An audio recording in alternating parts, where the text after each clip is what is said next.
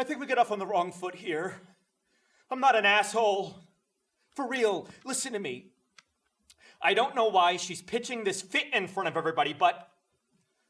Okay. I hunt, okay? She's never had a problem with it before, and I know it's not technically illegal, but those deer are in my backyard, damn it, so it's more like lawn mowing. People don't need permission for that. And people, like, do stuff other people don't like all the time. Like couples. That's how relationships work, goddammit. And that doesn't mean you have to duct tape them to a chair. You don't believe me? I can tell you're sitting there thinking that she might be right about me. That I might just deserve... Shit. Okay, I'll be straight with you all. I don't know how this is gonna end. I really don't. She doesn't ever get mad, and she sure don't act it all out, which I'm not sure I get what that's all about anyway. The point is, I don't know what the hell is going on, and I don't know what the hell I did to make whatever is going on. I'm trying to say that she's lost it. And we're not safe here. And I don't deserve this. Who deserves this? There are bears out there! Please, God, help me. She might actually kill me, and my head hurts like a bitch, and I'm really hungry, and oh, please, God. Oh, y'all know this is crazy, right? Please, God, please, God, please, God.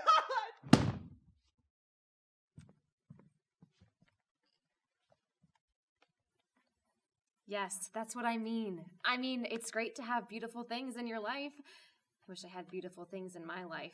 I wish I had your car in my life. I mean, I'm glad it's in my life tonight anyway. I think that's just wonderful. And I find you fascinating. But I also kind of want to tell you to fuck off, you know what I mean? I don't really want to tell you to fuck off, okay? Really what I want to do is go have sex in the back seat of that amazing car. But frankly, I don't know. I'm just a little stunned by all of this. Stunned and repulsed, you know? The thought of kissing you makes my blood run cold. But at the same time, I'm kind of hoping that you'll pick me. Pick me, Miles. Just pick me. Let's not waste any more time. But women aren't supposed to do that sort of thing, are we? No, we aren't the ones who do the choosing. You men are the ones who do all that. Well, sometimes we forget that, all right? I wish I would shut up. I really do. What is wrong with me? Why can't I do this? I'm sorry. It's just, you can't be like this. But you are. And I want you. I want to fuck you in the back seat of that car. You make me sick.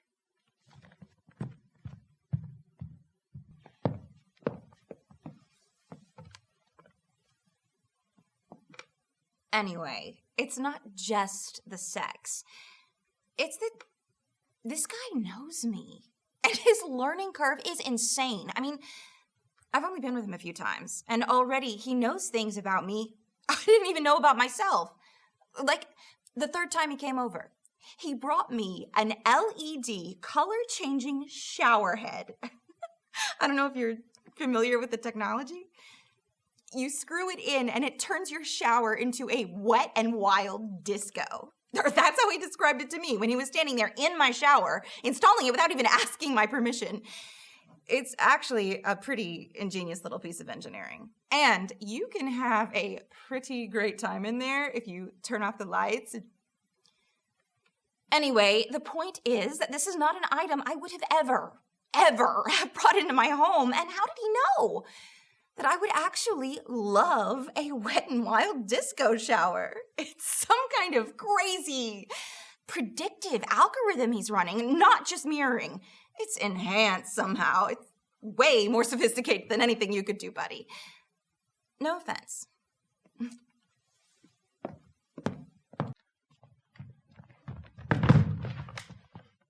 What do you mean it won't work?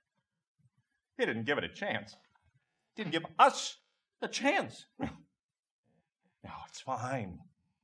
Don't be sorry. Everything finer than fine. It is. Who needs love anyway? It's a curse. It's a lie. Yeah, a big, Fat, sloppy, ugly, poisonous, wonderful, beautiful lie. It fills me with warmth. And did you look in her eyes? Did you see the universe, all that light? No? No. I'm finer than fine. Yeah. Love's a stupid one. Love sucks. Yeah, there's only one thing to do now. I'll build a wall. A giant wall. Yeah, an impossible wall between my house and Emma's house, and she will never, ever see me again. Ever.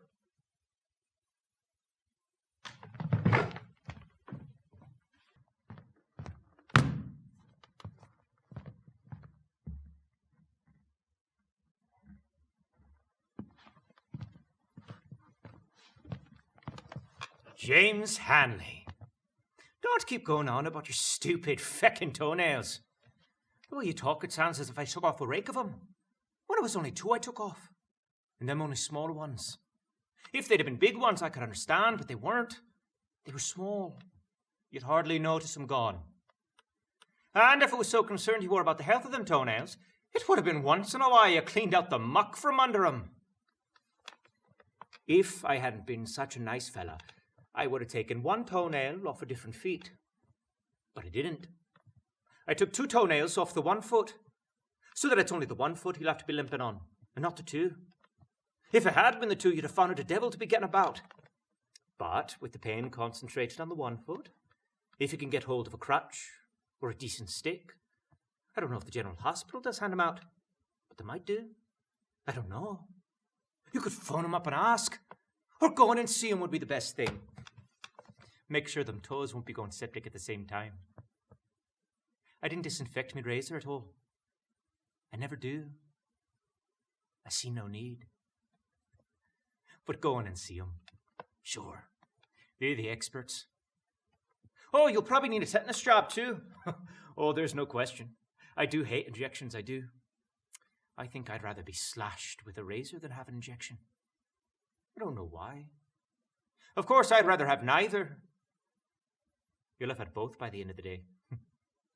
What a bad day you've had. But, I have lost my train of thought now, so I have.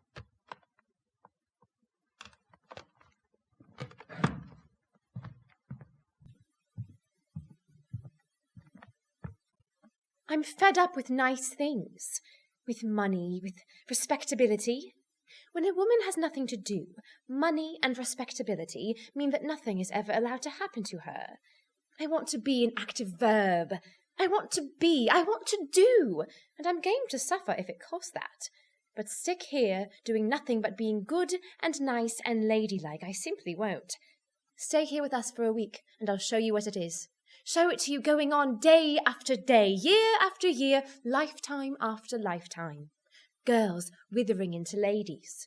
Ladies withering into old maids. Nursing old women, running errands for old men, good for nothing else at last.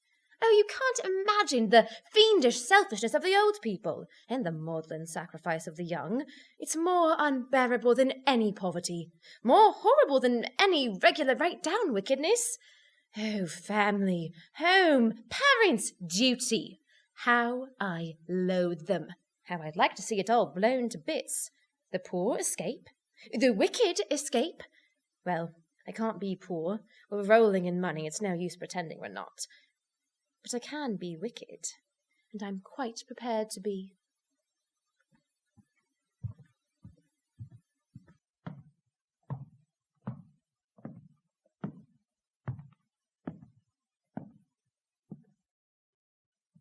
I prefer to strike before I'm struck. Snakes understand this. So do bears. So do most denizens of the animal kingdom.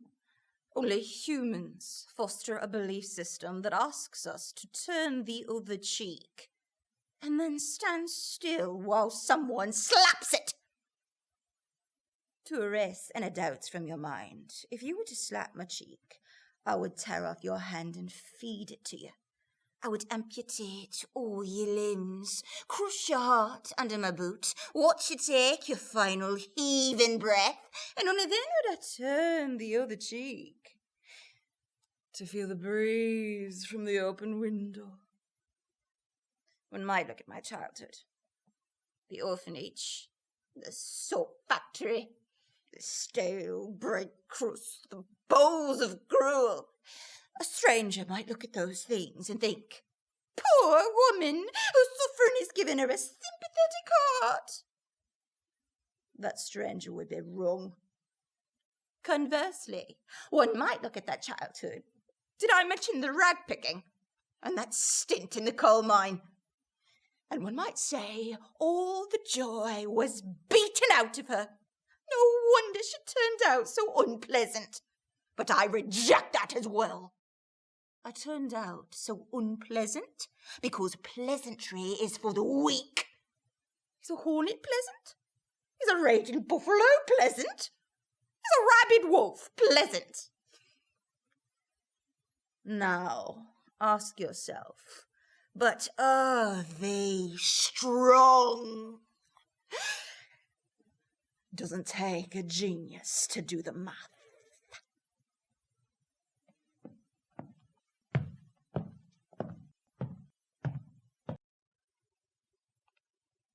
Now defend this absolute. Why don't you defend this? Country dances, jigs and reels. Am I to blame now? A minuet I could have forgiven. I should not have minded that. I say I should not have regarded a minuet. But country dances, zoons, had she made one in a cotillion, I believe I could have forgiven even that. But to be monkey-led for a night, to run the gauntlet through a string of emery-spalming puppies, to show paces like a managed filly, oh, Jack! There can never be but one man in the entire world whom a truly modest and delicate woman ought to pair with in a country dance. And even then the rest of the couples ought to be her great-uncles and aunts. If there be but one vicious mind in the set, to spread like contagion. The action of the pulse beats to the lascivious movement of the jig. Their quivering, warm-breathed sighs impregnate the very air. The atmosphere becomes electrical to love, and each amorous spark darts through every link of the chain. I must leave you now. I own I am somewhat flurried, and that confounded Lube has perceived it. Damn his news.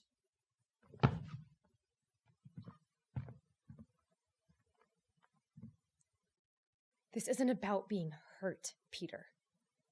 There's a pain that goes beyond hurt, and it's deep, and it's endless, and it weighs on you like some thick, nauseous gravity. That's what you did to me, okay? When I called your house, and your dad said that you'd left for college and not to call back. Are you kidding me? 17 years old, and this adult man who knows his son has made me pregnant says, don't call back. Do you have any idea how alone I felt?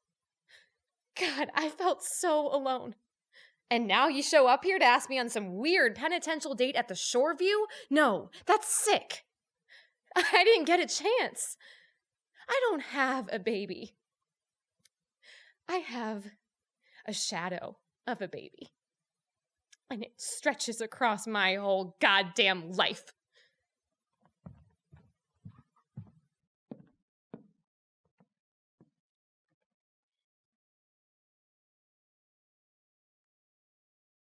How can you help me?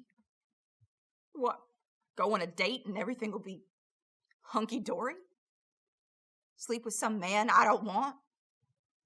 Maybe get pasted one to have a spiritual awakening? I don't buy it. It happens to you, okay. Try to deal with it, make sense of it. I'm not in the mood to go out and clobber the world of my idea of how it should be. This guy left me, okay? I feel like a shit about it. I feel like I'm not worth 35 cents. Now I can run out that door and try to find somebody to plug the hole that I feel in me. But I have done that before, and I'm not going to do it again. What do I need, Judy? Esteem. True self-esteem. Can you give that to me?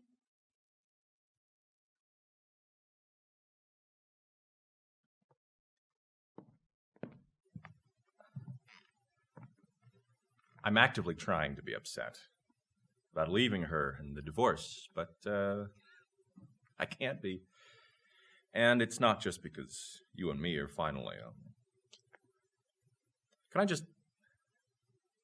I want you to know that sometimes I think I'm a bad person. Like when her agoraphobia first hit, I can't pretend that my first thought wasn't, "You're so fucking pathetic.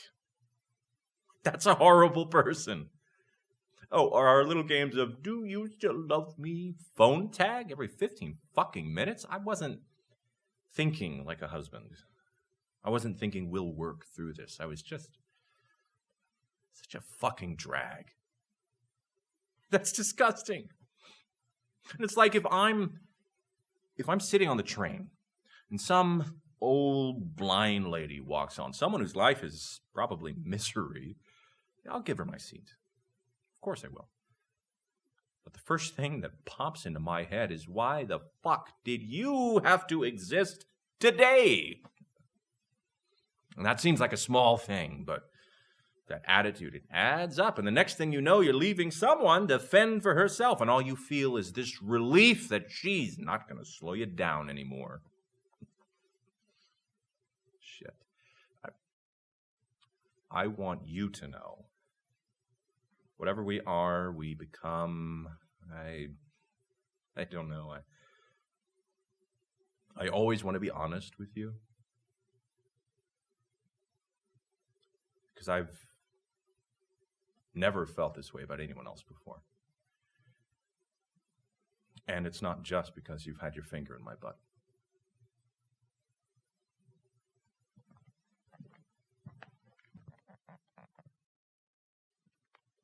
I swear, I've always thought that the internal me was the real me. And this guy, the one of the world, the one just doing things, was, I don't know, a facsimile? Not important? Just the guy out there doing things? But now, I mean, Jesus, if I'm that guy, that external guy, just the sum total of the shit I do, then Christ, I just want to scrape out what's left of my heart with a grapefruit spoon. Because it's what you do that matters, right? You know, that's actually what I've always liked best about the Jewish theology. No sinning in your heart, no being punished for your thoughts. It's actions. Not what you say or think or feel, but what you do. And if the real me is this guy, this schmuck who just wanders through the world bothering people, then I am so royally fucked, I don't know what to do.